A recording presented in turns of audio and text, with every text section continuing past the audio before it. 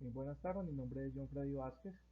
Eh, Cumpliendo con este ítem del trabajo de neuropsicobiología, he elegido el ítem número 5, que es en forma creativa explicar el desarrollo del cerebro humano y los efectos del entorno sobre el desarrollo cerebral. De acuerdo a esto, hay que hablar inicialmente de cómo el ovocito, que es fecundado por el espermatozoide, a partir de este se genera la vida humana. Ya luego a las 3 semanas de esta fecundación ya el embrión posee un encéfalo primitivo, con lo cual ya luego se va a formar el tubo neural. Posterior a esto, 7 semanas después el embrión se asemeja al de un ser humano, ya luego a los 100 días el encéfalo es claramente humano y en los 7 meses se inicia ya la formación de los giros y los surcos. Finalmente, a los 9 meses ya el cerebro tiene una forma de órgano adulto. Aquí podemos apreciar la imagen del desarrollo embrionario de los 25 días a los 9 meses, tomado del libro de Cole de la unidad 1, en la referencia bibliográfica que nos dejó la profesora. Entonces, como vemos, en esta parte de los 9 meses se puede apreciar cómo el cerebro humano del niño de 9 meses ya es en imagen proporcional igual al del adulto. Vamos a hablar entonces de cómo se da la generación de las neuronas. Citando a Kuhl, nos dice que el tubo neural es la sala de recién nacidos del encéfalo. Está revestido de células madre neurales multipotenciales y tiene una alta capacidad de autorrenovación. De acuerdo a esto, en esta parte vamos a ver cómo las células madre inciden en la generación de las nuevas células neuronas y la especialización de cada una de ellas. Vamos a hablar inicialmente de que la célula madre se divide en dos, en unas que revisten los ventrículos y, y otras que dan origen a las células progenitoras. Estas células progenitoras se dividen produciendo neuroblastos y fibroblastos, o sea, ya en unas más especializadas. Y luego estas maduran en neuronas especializadas y células gliales. Como tal, las células madre eh, inician o se dan estas neuronas gracias a las células madres y se dan en el inicio de la vida adulta y también cuando el cerebro envejece. Entonces, esta producción de neuronas se da durante todo el ciclo vital. Luego la producción de neuronas se da toda la vida, dado de que las viejas están muriendo. Entonces hay una constante renovación de neuronas.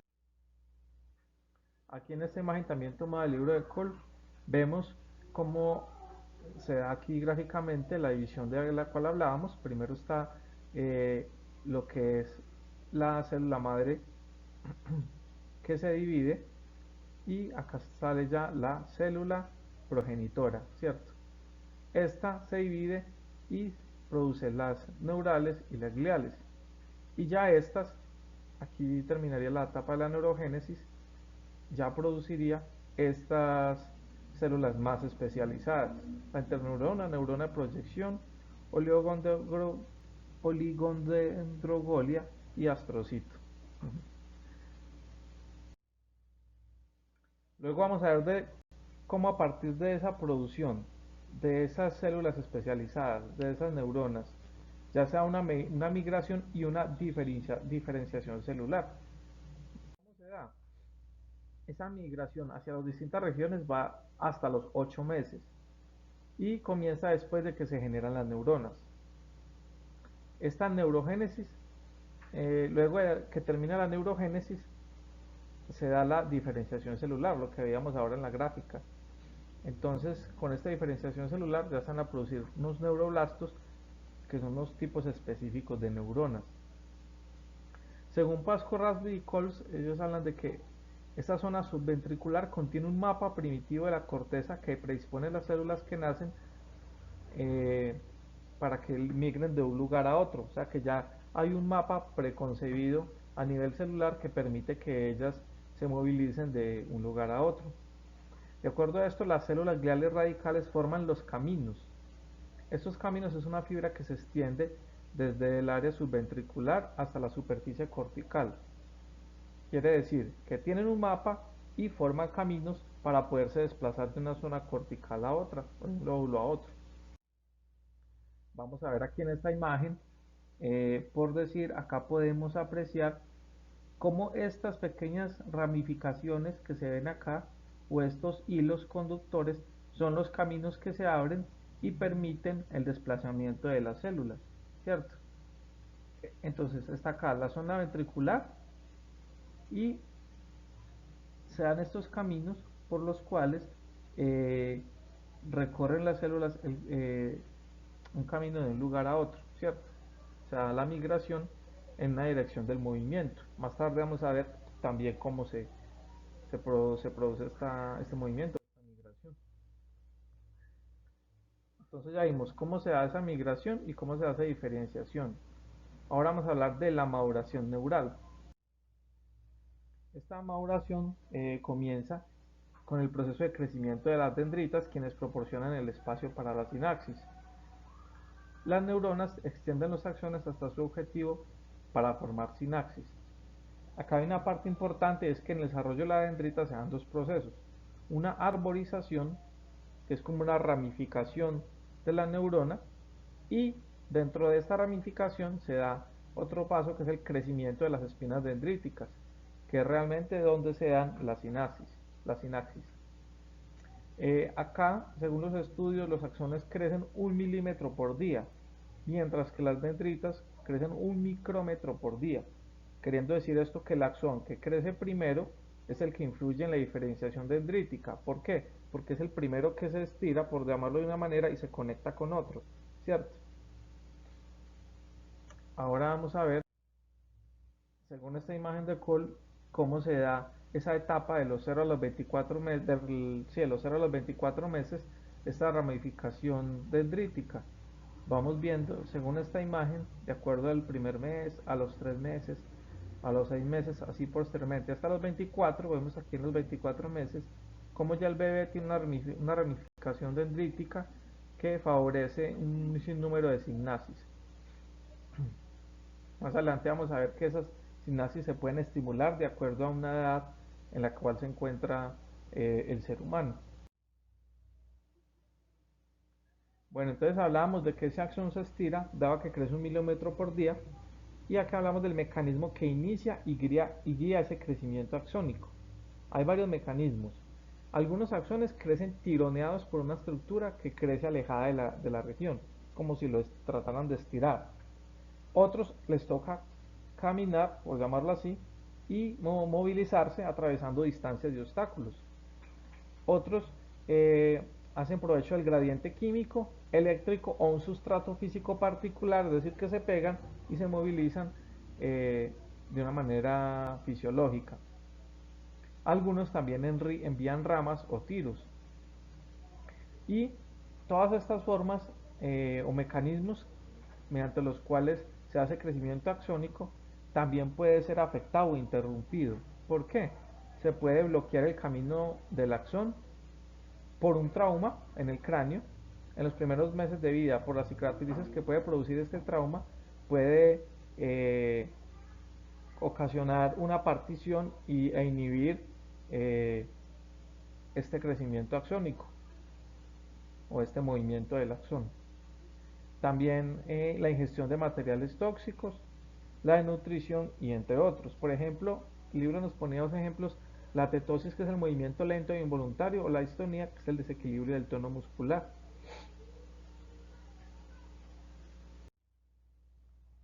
Ahora vamos a hablar de la formación y poda de la sinapsis. Entonces hemos venido hablando desde la época o desde la fecundación con el espermatozoide, cómo se da este crecimiento a nivel de las diferentes zonas corticales, cómo se van especializando las neuronas que se producen a partir de la neurogénesis, luego se da la migración, la especialización, toda la formación de dendritas y ramificación para favorecer la sinapsis, y ahora vamos a hablar de la formación y poda de la sinapsis. Entonces, por ejemplo, de acuerdo al estudio realizado con primates, de acuerdo a Kuhl, esta formación y poda se da en 5 fases. La fase 1 y 2 es en la vida embrionaria temprana. que es llamada como una sinapsis de baja densidad. Ya en la fase 3, que va desde el nacimiento hasta los 2 años, se da un aumento de 40.000 sinapsis por segundo. O sea, es como una cantidad ya más acelerada, más vertiginosa. En la fase 4 se inicia con una meseta sináptica, hay como una especie de estabilidad, pero luego ya hay una pérdida hasta de 100.000 sinapsis ya en la adolescencia, después de la pubertad. El autor aquí hace énfasis en que esta pérdida de 100.000 sinapsis en la adolescencia también tiene que ver mucho con el carácter del adolescente, que es de entenderlo porque puede cambiar de carácter de un momento a otro, es dado todo este desequilibrio fisiológico que se da a nivel sináptico.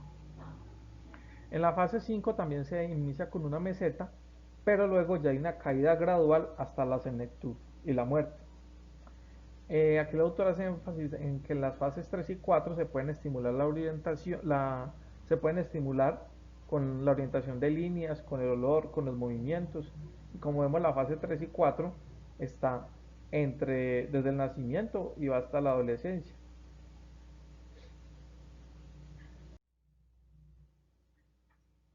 El autor saca un apartado específico para la adolescencia y realiza dos clasificaciones.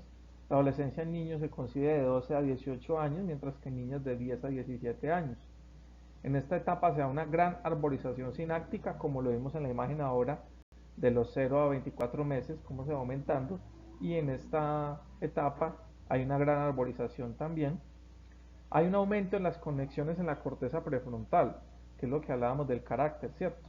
Porque esos cambios de carácter, ese cambio de comportamiento y actitudinal del adolescente.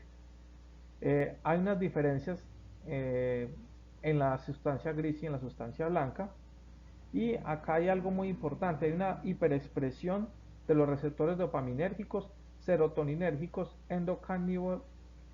endocannabinoideos en las regiones corticales y subcorticales. Esta hiperexpresión en estos receptores, acompañada, por ejemplo, del consumo de alcohol, de drogas y demás, está muy conectado, ¿cierto? Por eso en el adolescente, que está en esta etapa fisiológica de tantos cambios, es como más sensible y más vulnerable, dado a esta hiperexpresión que tiene en su organismo. Entonces hace que sea para él más apetecible este tipo de sustancias. Eh, por lo tanto, este es un periodo de alta vulnerabilidad para inicio de trastornos mentales también, dado que en esta etapa de adolescencia se da gracias a las hormonas puberales y sumándole a esto los factores psicosociales y estresantes, que pueden ser la relación que tenga con sus padres, con sus hermanos, con los amigos, con los compañeros del colegio. Entonces esto es lo que hace que se vea al adolescente como alguien difícil. Es más falta de comprender desde la biología, la fisiología y lo psicosocial qué es lo que lo afecta y cómo lo afecta. Por lo tanto, Kuhl dice que estos cambios optimizan el cerebro para los retos que se vienen en la vida adulta.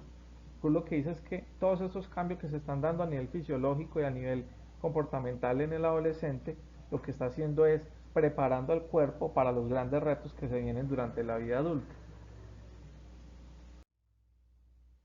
Entonces, ya que hablamos de los efectos del entorno sobre el desarrollo cerebral, el autor empieza hablando de un caso de Rumania, un estudio que hicieron en Rumania después de la caída del régimen comunista, con unos niños que adoptaron.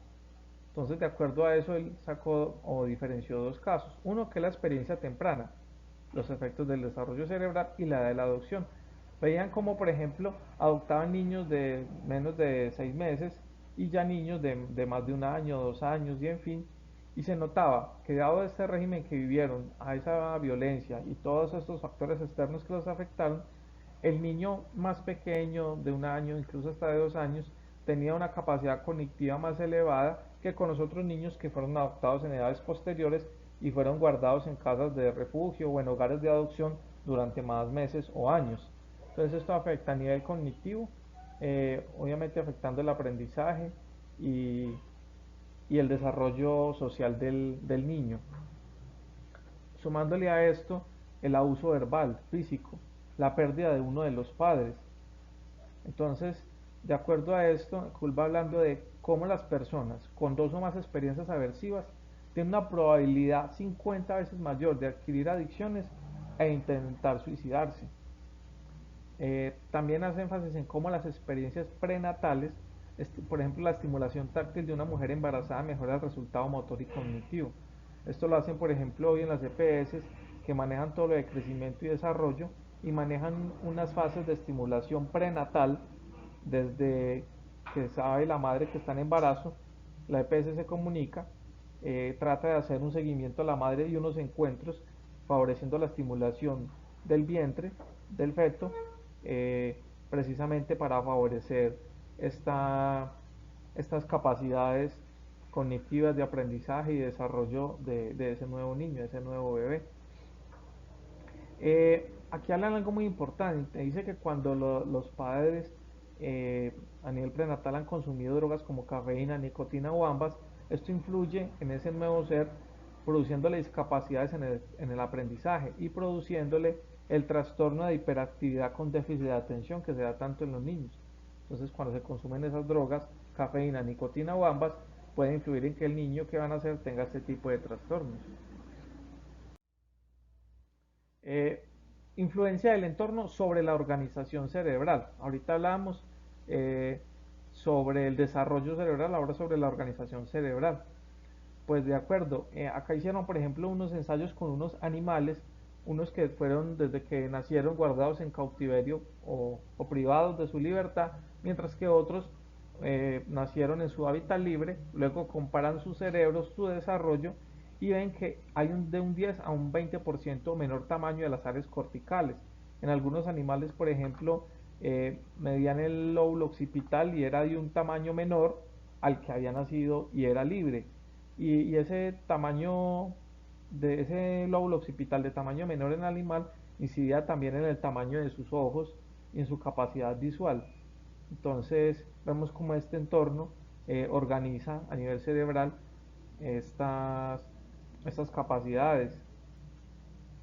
Eh, Habla también de los beneficios de un entorno complejo más no pobre. El entorno complejo que exige que el sujeto desarrolle ciertas competencias para pues, poder tener un mejor desarrollo evolutivo. Aquí se podría citar a Darwin, ¿cierto?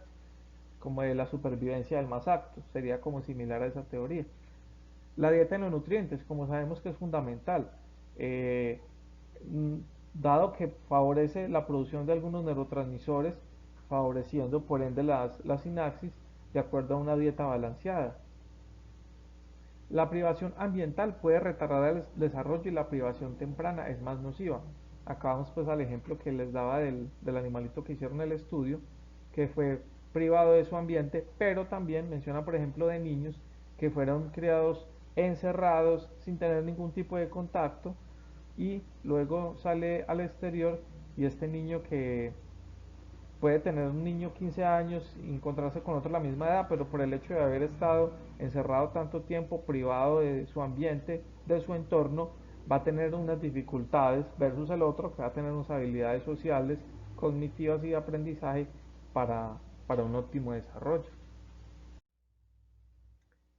Bueno, espero haber sido un poco claro en, en la explicación de este ítem. No sea sino agradecerle a la profesora y a los compañeros. Muchas gracias.